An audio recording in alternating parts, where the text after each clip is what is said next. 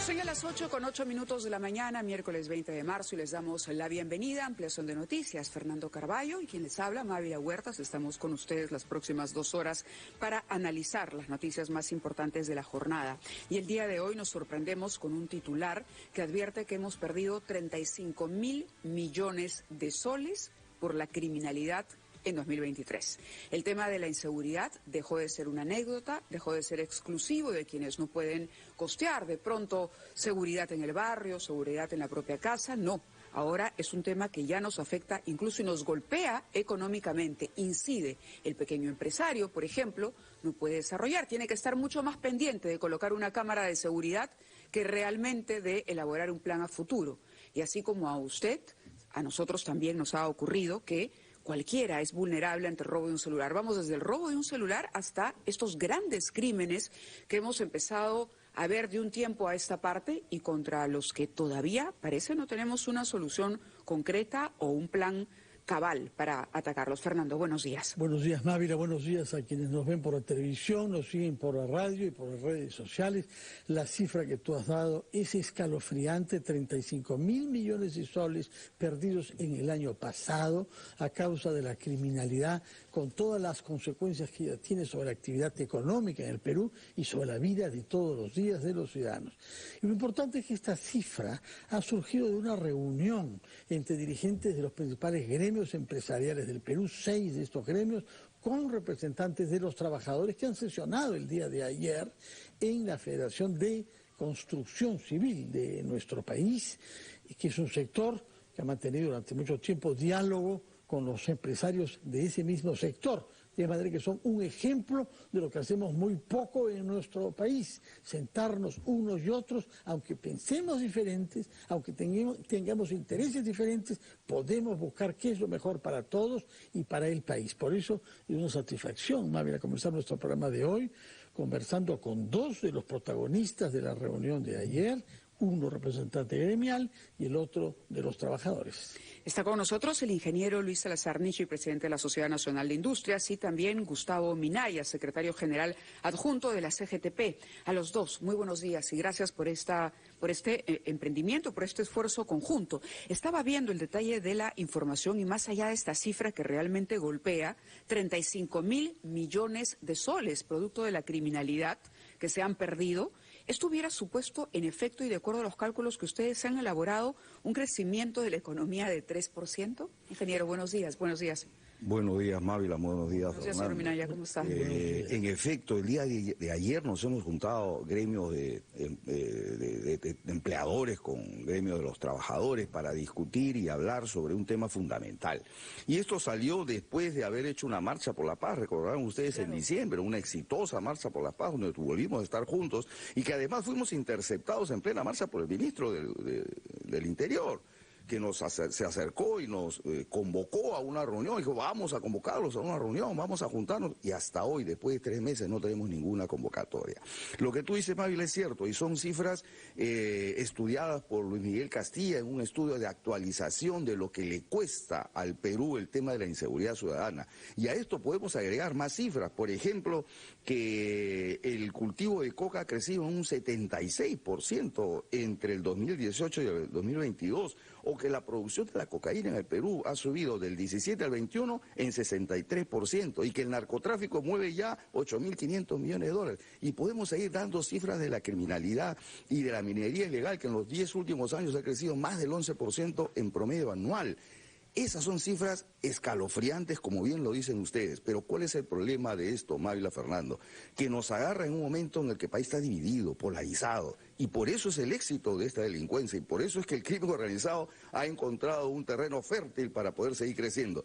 No vemos una respuesta de parte del gobierno y del Estado en general, diría yo, porque el Poder Ejecutivo, el Poder Legislativo y el Poder Judicial, con su fiscalía, están más entrampados y entretenidos en sus propios temas de coyuntura. Y no ven esta gran realidad nacional que está golpeando a muchísimos peruanos en el día a día, ¿no? Señor Minaya. Muy buenos días. Primeramente, expresarle el saludo de la CGTP, señorita Mávila, señor Fernando.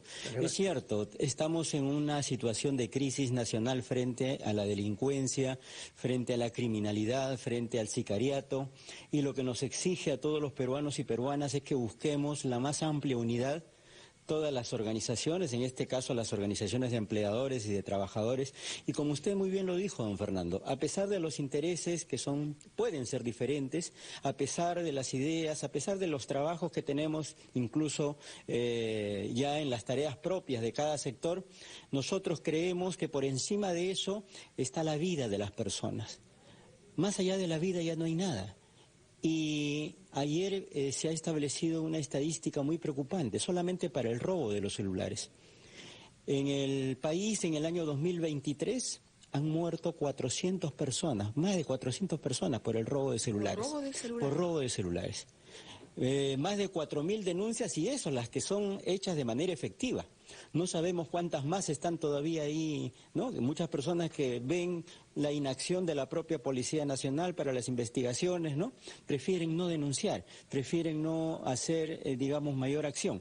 Pero eso también, al ser un delito, digamos, menor, le quita la vida a las personas. Ahora vayamos a ver a los otros delitos, ¿no? Al sicariato, a las extorsiones en obras, que nuestra principal Federación de Trabajadores de Construcción Civil ha sido víctima justamente por enfrentarse a las bandas criminales que están organizadas en pseudo sindicatos y que continuamente han estado haciendo denuncias, no de ahora, desde hace poco más de 15 años. Y situaciones como estas le ha costado la vida a más de 20 trabajadores, 20 dirigentes sindicales que decidieron enfrentarse a las bandas criminales de pseudo sindicatos y que perdieron la vida en ese camino. No queremos eso para el país, no queremos más muertes de nuestros hijos, de nuestros padres, de nuestras madres, de nuestras hermanas.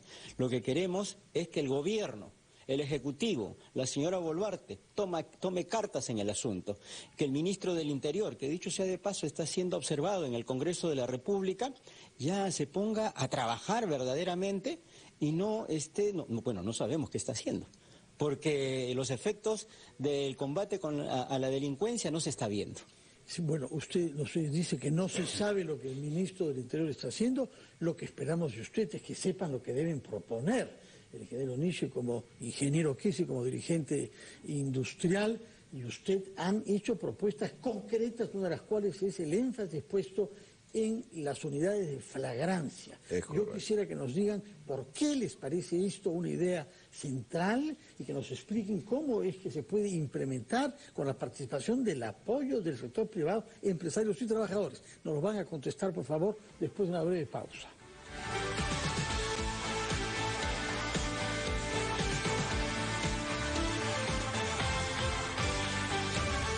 Con un dirigente empresarial, el ingeniero Luis Salazar Nishi, y con un dirigente de los trabajadores, Gustavo Minaya, secretario general adjunto de la CGTP, que se han reunido ayer junto con otros dirigentes gremiales y otros dirigentes de trabajadores.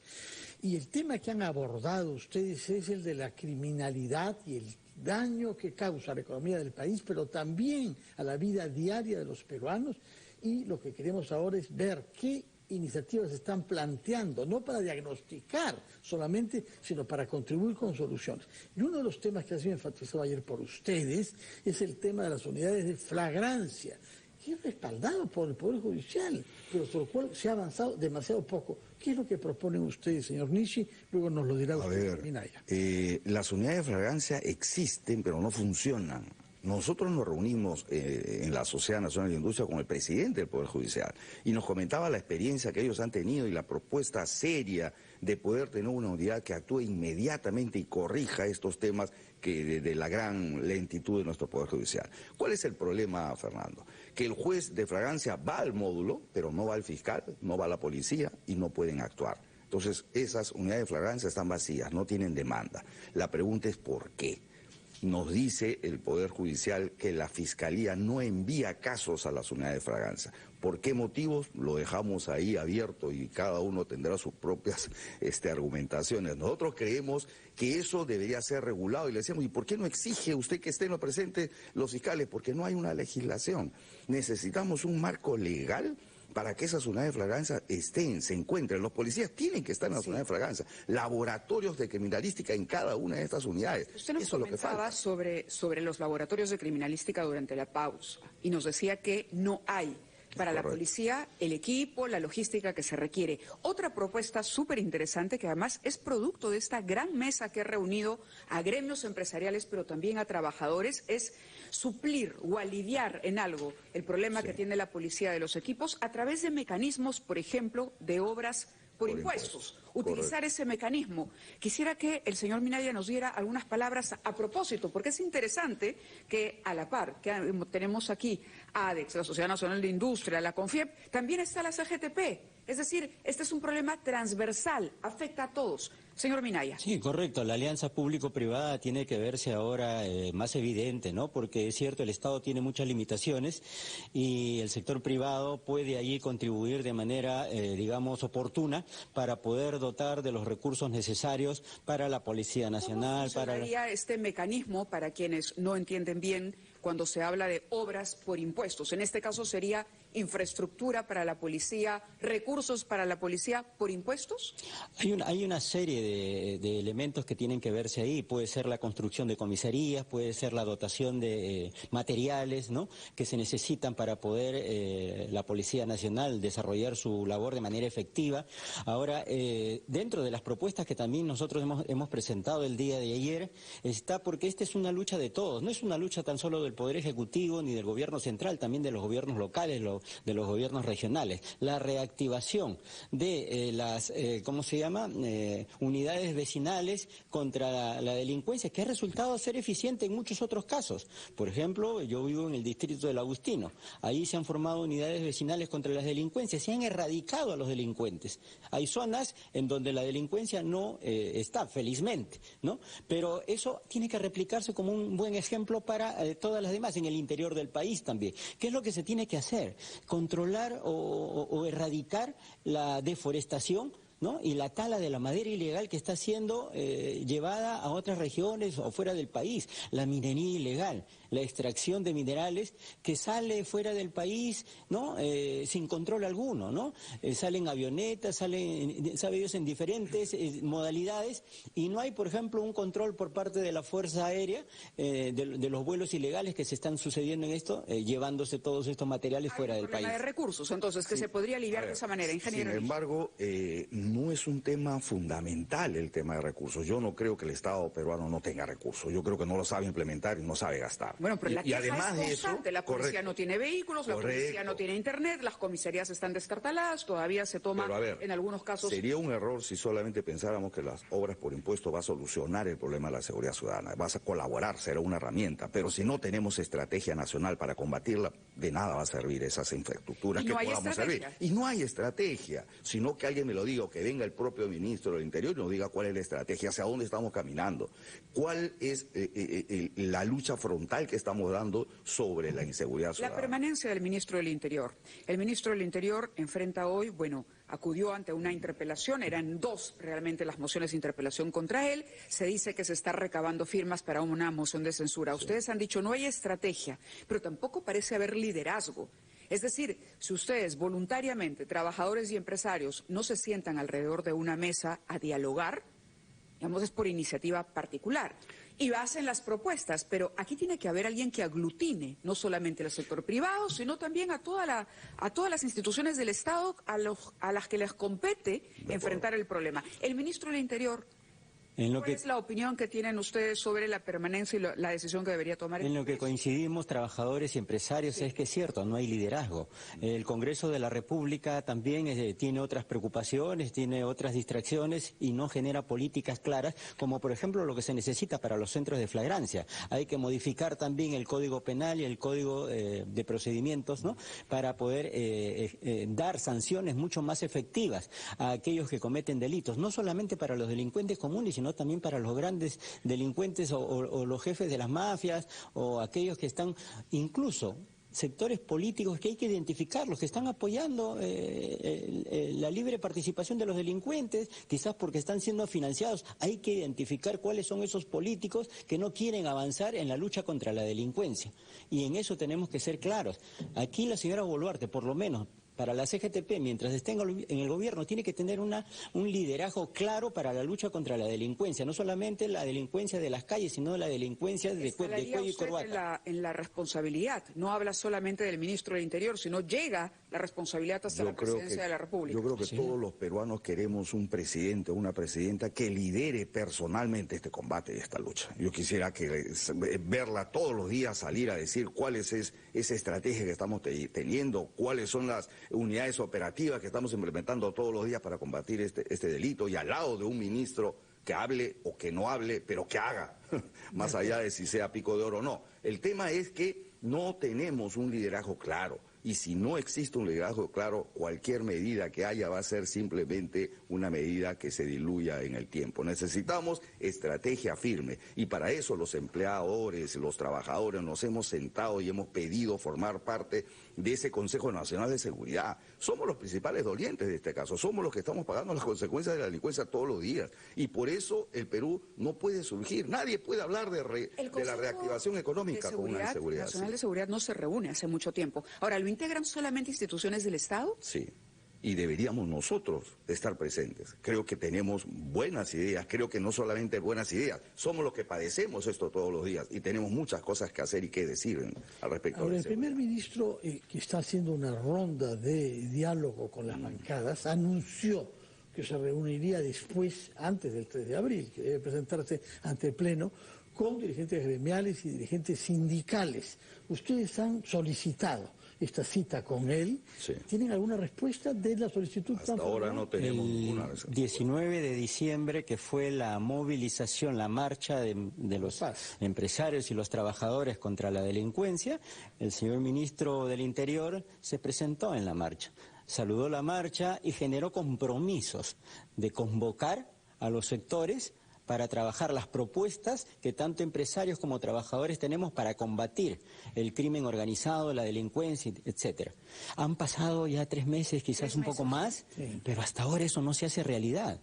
Entonces, ¿qué fue? ¿Solamente una figura para que vean que está también...? No, eso no puede darse, eso no puede continuar. Por eso nosotros decimos, y estamos de acuerdo con eso, en que no hay liderazgo para combatir. La Policía Nacional, pensar que no es efectiva es totalmente equivocado. Sí, son efectivos cuando tienen liderazgo, cuando tienen políticas claras, además lo han demostrado. Y sobre todo aquí en Lima, la ciudadanía común y corriente que sale a las calles todos los días y que le roban celulares y los matan porque no se dejan robar, piensa, y cómo la policía hace poco nomás estuvo desfilando por miles en las calles y estuvo controlando algunas otras situaciones, ¿no? Y algunos incluso dicen hasta de manera exagerada, pero ¿cómo no tiene esa capacidad para combatir el crimen? ¿Cómo no tiene esa capacidad para desmontar todas estas bandas que circulan? Nos ha contado una experiencia extraordinaria, la de su barrio, en el Agustino, en Lima Este, donde la población civil se ha organizado, nos dice usted, para impedir que sus hijos deban salir al colegio con la preocupación de si van a poder llegar o no, de si van a poder regresar o no, que las hijas puedan tomar transporte público, etcétera. ¿Coordinaron con la policía para estas medidas que han tomado ustedes como vecinos del Agustino? Los líderes de las asociaciones justamente de los barrios coordinan con la Policía Nacional para hacer efectivo un plan de control, un plan de erradicación de la delincuencia, de aquellas personas de mal vivir que estaban, pues, ¿no?, en los barrios. Y ha sido exitoso, ha sido efectivo, ¿no? Eso, ¿por qué no puede darse, hemos dicho también, a nivel de las regiones, a nivel de los otros distritos de Lima? Es importante tomar en cuenta también estas experiencias exitosas, pero ¿por qué toma iniciativa la ciudadanía? Porque hay también una deficiencia del liderazgo y de las políticas y de la acción propia de la Policía Nacional, que dice no tener recursos, ¿no? Pero sin embargo hemos visto que para otros temas sí los tiene, pero en fin, nos quedamos ahí. Ingeniero Salazar Enishi, hay un tema que ha aparecido con mucho vigor, que es el de mercado negro de armas de fuego. Ustedes pagan las consecuencias de eso, porque hay muchas empresas mineras, lo hemos visto de manera increíblemente extrema en Patás, ¿Hay alguna posición de ustedes sobre este tema de controlar la circulación clandestina de armas de fuego, que incluso aparentemente se exportan ahora armas del Perú a los países vecinos? Que es muy lamentable que esto salga como noticia a nivel internacional y que nuestras armas de nuestro ejército, nuestra Policía Nacional sean vendidos en países como el del norte.